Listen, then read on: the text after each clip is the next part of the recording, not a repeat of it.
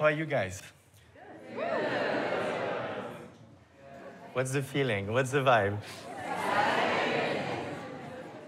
What you create on this scaffolding, the energy, the light you spread, and I know that it's going to go way beyond Paris, in a moment that is extremely dark and where there's a lot of division.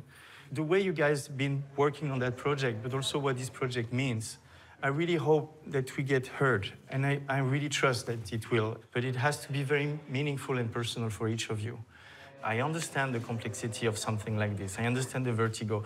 I understand the scariness of being there with all these counts and these things like all up in the air with like 15,000 in front of you. It's gonna happen now. You are ready, for sure. Go there, have an amazing time. Don't be scared, be concentrate, be precise, be sharp, and just give that. Just fly like them.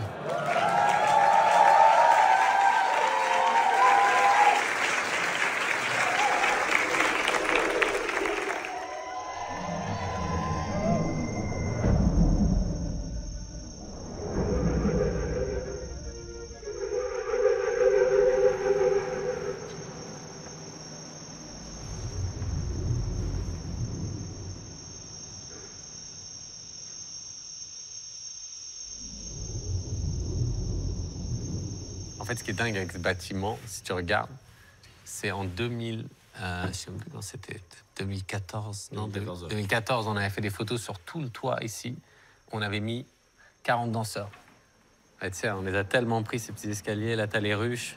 Là, on avait fait des photos sur ces escaliers. Je crois qu'à une époque, ils laissaient les danseurs venir fumer une cigarette là. Et donc, il y avait tout un monde qui n'existe plus maintenant. Et pour moi, c'est la plus belle partie de l'opéra. C'est un endroit qui est complètement magique. C'est une ville au-dessus de la ville. Et ce toit, il est comme un... Je pourrais presque créer un jour quelque chose ici. Tu ne peux pas faire rien de public, mais... En fait, l'opéra est en travaux parce qu'ils refont... Je crois que c'est toute la façade. Ils refont... Mais ça va prendre 1 an et demi. Il y a un échafaudage assez conséquent sur lequel il y a des publicités. L'opéra nous a approchés parce qu'il y a un de leurs annonceurs qui a décidé de ne pas mettre de publicité pendant 2 mois, septembre et novembre, ce qui fait que on est en train de réfléchir à un projet où on reprendrait tout l'échafaudage et on proposerait un projet plus global dans l'idée de faire sortir l'opéra sur la rue. Donc on était obligé d'imaginer un visuel qui pourrait marcher de tous les points de la place, donc ça ne pouvait pas être vraiment une anamorphose comme on a pu le faire sur d'autres bâtiments. C'était comme une prolongation logique de jouer avec le côté minéral du bâtiment et le transformer en une grande entrée de caverne.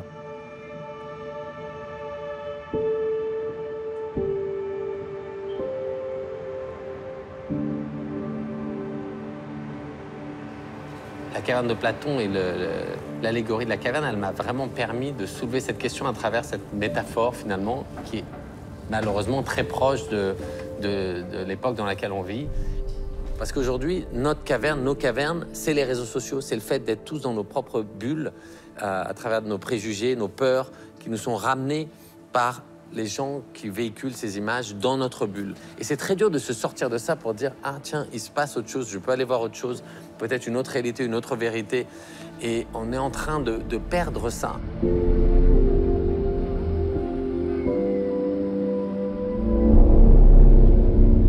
Et donc, dans cet acte 1, j'invitais les gens à sortir de leur caverne, à aller voir ce qui se passe dehors.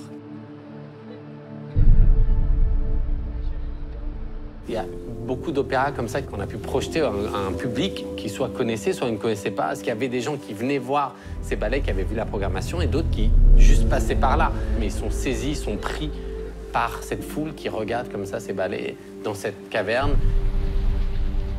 C'était 4 soirées vraiment mémorables de septembre.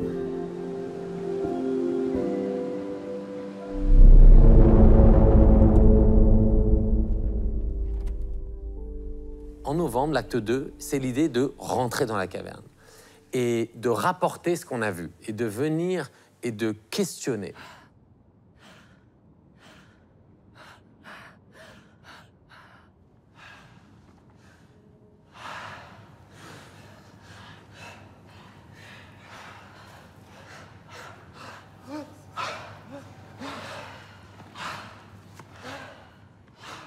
Je pense que c'était au mois dernier, j'étais à New York en train de travailler sur un projet là-bas et j'ai rencontré JR parce qu'il était là aussi et qui m'a dit voilà, j'ai ce projet sur la façade de l'Opéra de Paris.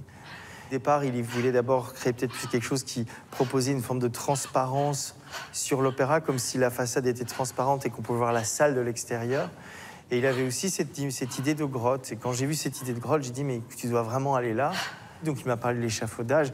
Et moi, je sais qu'il y a un truc avec la danse que je trouve qu'en général, j'ai essayé déjà de le pousser dans différentes directions avec une pièce comme Skid où je mettais les danseurs sur ce 34 degrés. Mais ce que je trouvais intéressant dans cette idée d'échafaudage, c'était de proposer une nouvelle perspective sur le mouvement. Il y avait moyen de faire des choses assez folles parce qu'il y avait le moyen d'être assez ambitieux. On n'avait pas ça en septembre. Je crois qu'il y a encore le parapluie qui s'appelle. Non, tu le voyais d'ici. Hein.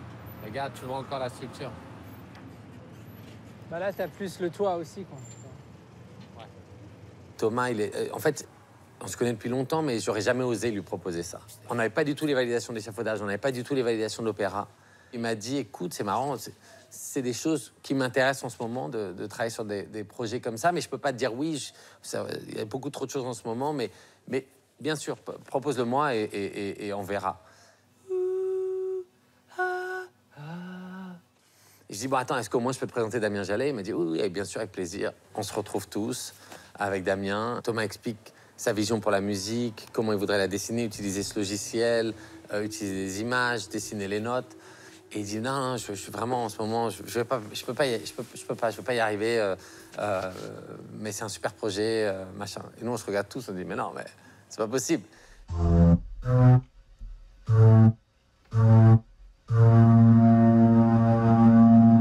On lui a dit, non, mais je sais pas, comment on peut faire pour que ça... Il dit, non, mais moi, il faudrait que je sache quel instrument. Et on a décidé à ce moment-là que ça serait flûte et voix. Et là, d'un coup, il a dit, OK, attends, avec flûte et voix, je vois ce que je peux faire. Il faudrait qu'on se cantonne à quelque chose. Il a reprécisé toute la musique.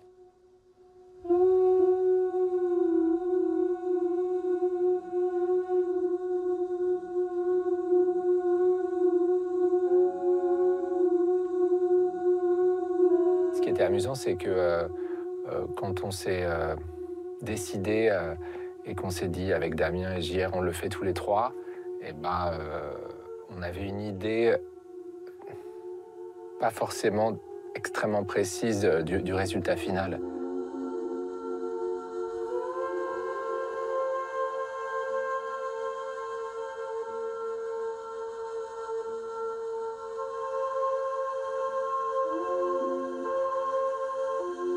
Moi, j'avais envie de prendre ces matières de flûte et ces matières de voix et de les sculpter, de les malaxer, d'expérimenter avec, donc qui sont des matières très organiques en même temps.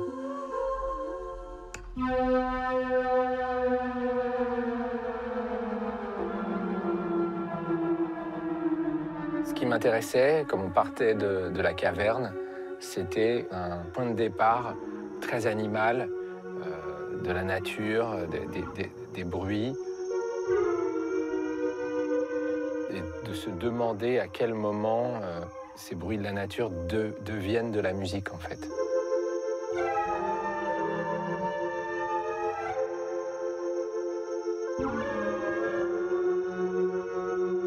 Thomas a vraiment travaillé de son côté sur la musique. Et d'ailleurs, toute cette semaine-là où il a enregistré, nous, on n'était pas là. Et on a découvert tout ça. Et en fait, au lieu de faire les 20 minutes, il a fait 7 heures. Et là, c'était fascinant parce qu'il y avait en même temps ce que lui appelait une création sonore, avec des sons extrêmement étranges, avec des bouts de sa voix, avec des choses où je voyais que ça donnait quelque chose de vraiment d'abyssal. On était dans la caverne. Je voyais Damien qui commençait à s'animer et à voir comment chaque chose pouvait être retransmise en mouvement.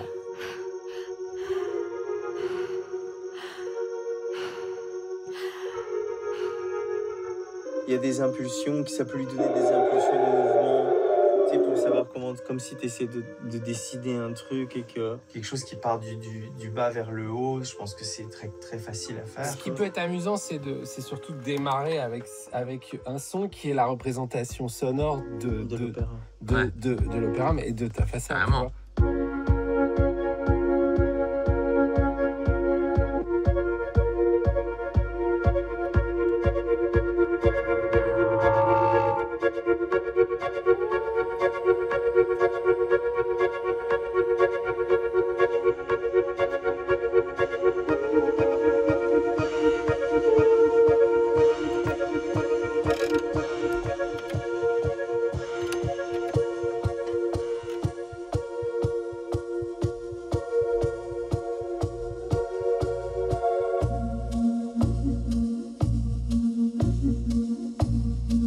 lui avais dit qu'on avait besoin d'un BPM hyper consistant parce que ce serait uniquement la seule condition pour que tous les danseurs puissent parler un seul langage, tous séparés les uns des autres, que c'était la seule chose qui pouvait m'aider à développer quelque chose d'aussi fou, en fait.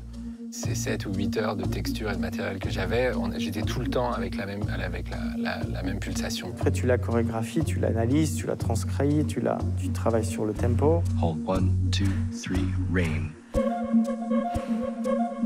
2, 3, 4, 5, 6, 7, 8. 2, 2, 3, 4, 5, 6, 7, 8. 3, 2, 3, 4, 5, 6, 7, 8. 4, 2, 3, 4, 5, 6, 7, 8.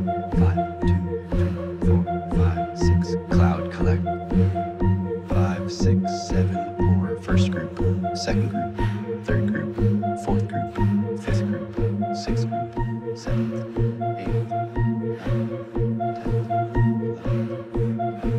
10th. Alors, on a 154 danseurs, dont la danseuse principale, étoile, Amandine Albisson. C'est l'opéra qui nous a proposé de travailler avec Amandine.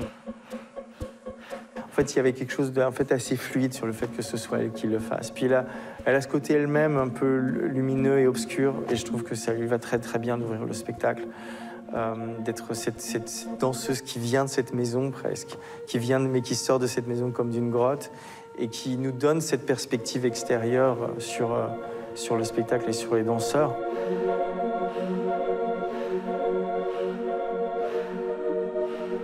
Par contre, ce qui est assez fascinant, c'est que le nombre de danseurs de ce spectacle est exact au nombre de danseurs de la compagnie de l'opéra. C'est-à-dire qu'ils sont 154 aussi ici. Et c'est une pure coïncidence, mais je trouve ça assez beau.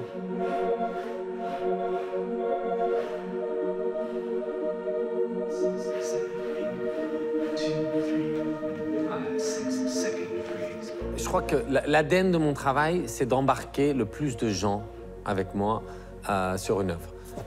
Et de tout univers, et que le public aussi vienne de tout univers. Ça c'est une base. Donc on l'avait rempli par les danseurs, par le public, par le fait que ça soit gratuit, par le fait que ça soit collaboratif. Plus de 4000 mains de gens qui sont allés poser leur empreinte. Damien avec sa chorégraphie et toutes ses idées de génie, avec ces danseurs qui sont venus du monde entier, qui dormaient chez les uns, chez les autres, et à qui demandaient une rigueur absolue. Keep troubles, keep troubles, keep troubles. You need to practice 350,000 times. Thomas, qui était toujours, tout était d'une précision ultime, il s'adaptait toujours, il repensait la musique, il repensait la lumière, enfin... Alors, j'ai besoin juste d'un repère de musique. Okay. Le truc, il commence là, à 6-16. Donc là, on n'a pas les souffles, ils commencent là. Avant, il n'y a rien. Si chez solo, il commence avec des grillons pendant 25 secondes. Donc ça, j'ai besoin que tu coupes. Je coupe, que je t'en mets plus. Et alors, après, il faudra que nous, on voit, c'est par rapport à l'ouverture du rideau, combien de temps ça prend. Parce que moi, j'ai l'impression qu'une fois que le rideau aura dépassé 3 étages, on peut éteindre la main et en fait commencer avec le track, parce qu'en fait, tu aurais les 3 premiers qui partiraient. Ouais, il faut juste être sûr qu'il n'y ait pas de rideau qui s'arrête, qui se bloque.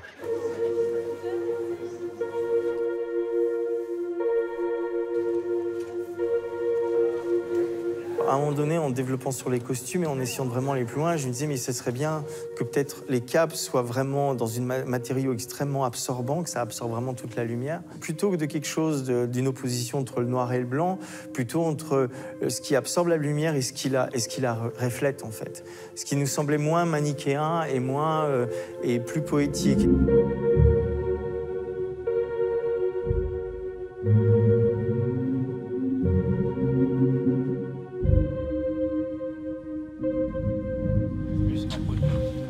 Si tu le mets là, ça le fait complètement.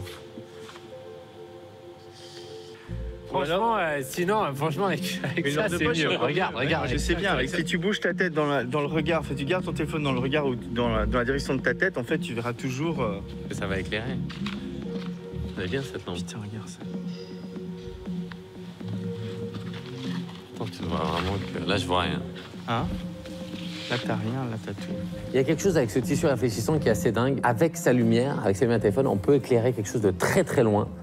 Et en fait, on ne voit que si on est dans l'axe même de sa lumière. C'était une certaine forme de contrainte, mais en même temps, ça avait du sens conceptuellement avec cette idée de cavernes et de spéléologie. T'es sûr que ça éblouit pas plus les yeux des danseurs une On va torche, tester, on va l'appeler. Là, c'est une puissante, Parce mais que, tu sais c'est quoi, ce que peut-être pas j'avais tellement vu- plus Non, puissant c'est que ça, ça je que je sais veux pas. dire. Moi, j'étais pas sûr. J'avais quand même peur qu'il y ait une déperdition avec la distance. Et je me souviens, la première fois, quand on est allé finalement sur le site Place de l'Opéra avec juste un costume sur l'échafaudage, et on a commencé à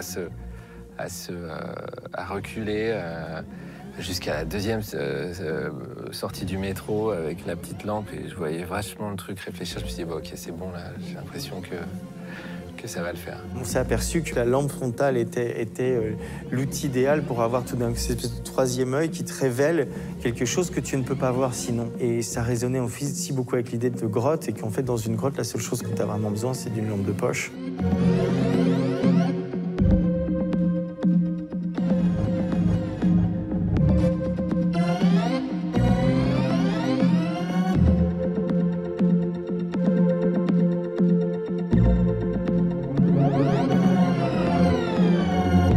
Il y a quand même une grosse partie du projet qui est pas aussi visuelle, qui est pas de voir des danseurs s'entraîner dans des énormes hangars, de voir Thomas préparer la musique dans son studio. Il y a une partie en fait qu'on voyait moins et qui impliquait des centaines de personnes aussi. C'était l'échafaudage en fait.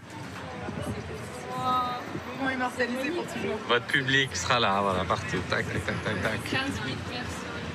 Effectivement, on est approché par l'opéra pour ça, mais l'échafaudage, c'est une entreprise séparée qui doit gérer ça. Toute cette hiérarchie du bâtiment, au début, a dit non.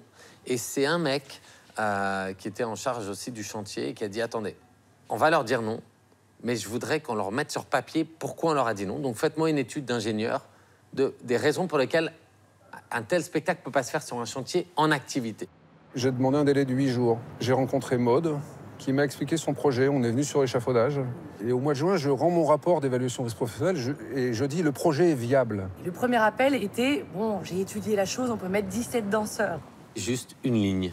On aurait presque dit oui parce que on voulait faire quelque chose, mais Je crois que dans le monde de JR, 17 n'est pas un chiffre Ouais. assez élevé. C'est ça. On n'est plus sur 300. Et il m'a rappelé 48 heures après, en me disant le chiffre sera 153 danseurs. J'ai refait tous mes calculs. Et là, à partir de là, c'est du 51-49. OK, le projet va se faire, mais j'en ai 49% qui sont toujours contre.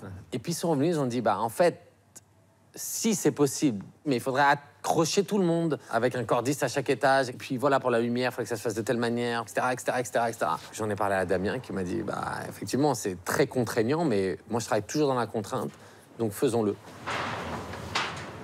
Il y a des parties très techniques d'ingénierie et d'autres que Maude, qui gère toute la production au studio, était plongée dedans tous les jours dans ce monde du bâtiment qu'elle connaissait que de loin, et d'un coup qu'elle devait se retrouver sur des réunions de chantier, réunions de sécurité, des réunions où elle était la seule femme comme ça, mais tous ces hommes. Et de là a commencé voilà, des va-et-vient pour voir comment faire passer les câbles, comment faire monter les danseurs, comment gérer les accroches dans un échafaudage comme ça. Ravi d'être là. On vérifie qu'ils n'aient pas le vertige surtout. Qui a le vertige alors? Non? Personne. You better have a full stomach, good drink, and good rest. Okay. It's really important. Okay. Otherwise, it's just getting worse, and your vertical is just going to get worse. So eat. Yeah. You passed the test. Yes. One more dancers. À toi Lola. Imagine. Toi, t'es à la maison.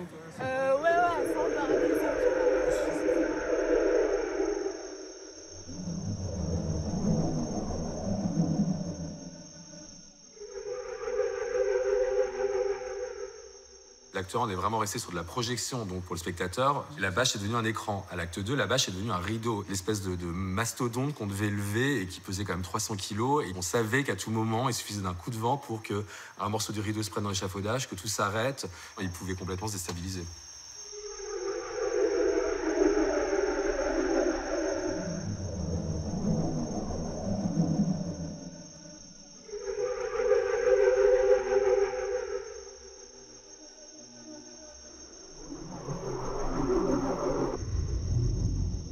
Je crois que le gros moment de stress, pour moi, hein, c'était vraiment ce rideau qui montait. Et là, on s'est dit, non, il faut qu'il monte.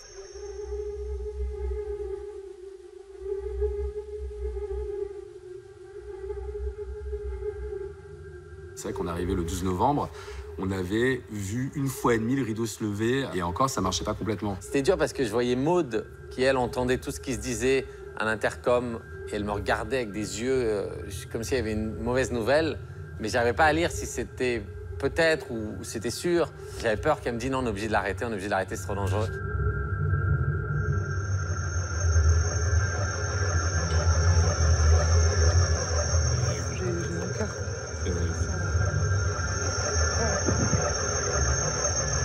Et il est monté. C'est drôle, c'est un truc de fou. Ça, c'est les moments, je pense, qui continueront à me glacer le sang.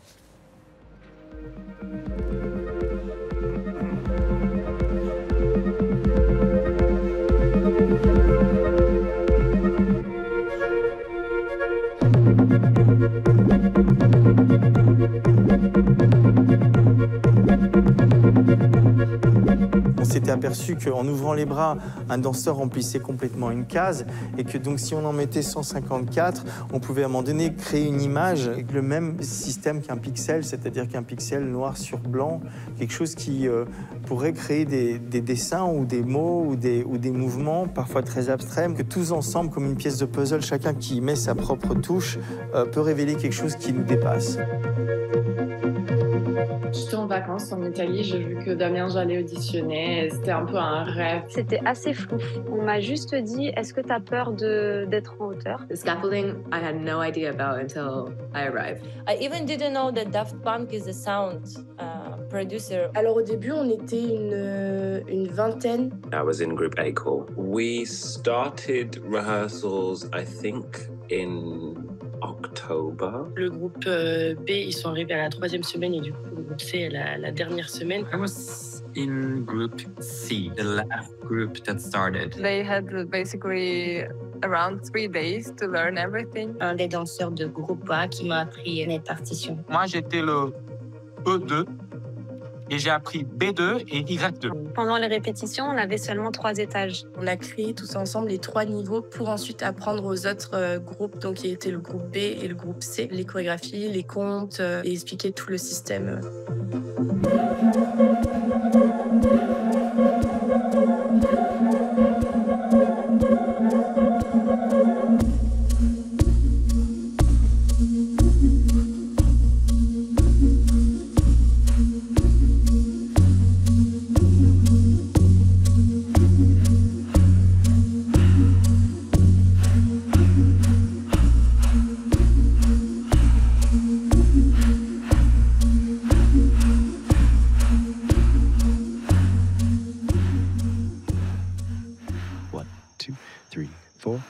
Six ascending canon. First group, second group, third group, fourth group, fifth group, sixth group, seventh group, eighth group. On a dû développer avec Sean, qui est mon assistant, ensemble une technique pour essayer de comprendre comment organiser tous ces gens. C'est un travail extrêmement mathématique. First group, second group, third group, fourth group. Heureusement qu'on avait la voix de notre guide. Tu sais, on avait des oreillettes. Il nous dictait à l'avance les différents schémas. Fast wave. 5, 6, 7. Slow waves. B9. C9. D9. First group. Second group. Third group. Fourth group. Fifth group. It's really like techno sound. That just kind of went around in my head on a loop for a good 2 months after the show. Et sans ça, ça aurait été impossible. Second wave.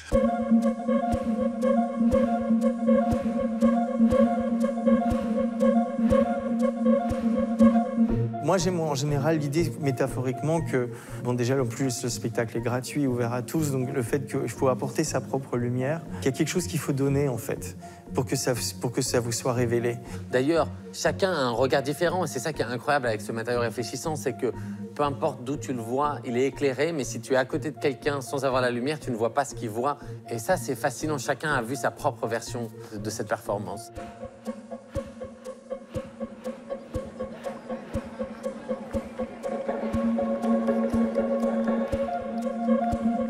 Cet acte 2, il est essentiel parce que c'est l'idée de revenir, de re-rentrer dans la caverne et de montrer qu'il faut amener sa lumière parce que dans des moments comme ça, où il y a tant d'obscurité autour de nous, on ne chasse pas l'obscurité par l'obscurité, en fait. Justement, dans l'obscurité la plus totale, en fait, c'est là qu'on peut vraiment voir la lumière de certaines personnes. Et je pense que c'est un peu ça le message secret de Kiloptera.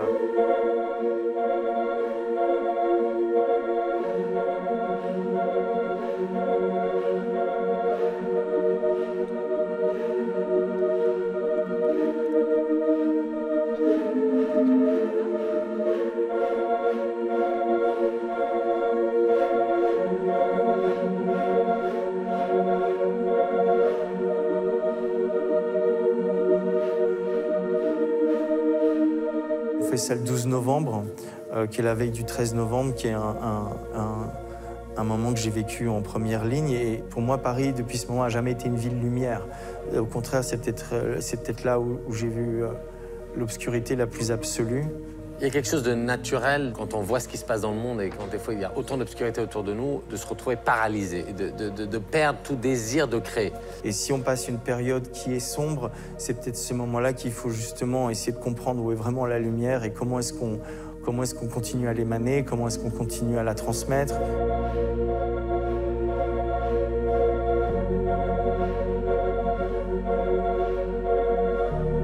Agnès Varda, elle m'avait vraiment mis les mots pour ça. Elle m'avait dit, mais non seulement tu dois être optimiste, mais utopiste. C'est-à-dire que tu ne dois jamais questionner l'avancée vers cette lumière. Et même quand tu en doutes, ne doute pas et avance. Et ça paraît bête, mais en fait j'ai pas le choix. Et d'un coup, quand on ne se laisse pas ce choix, on avance sur une ligne qui est beaucoup plus facile.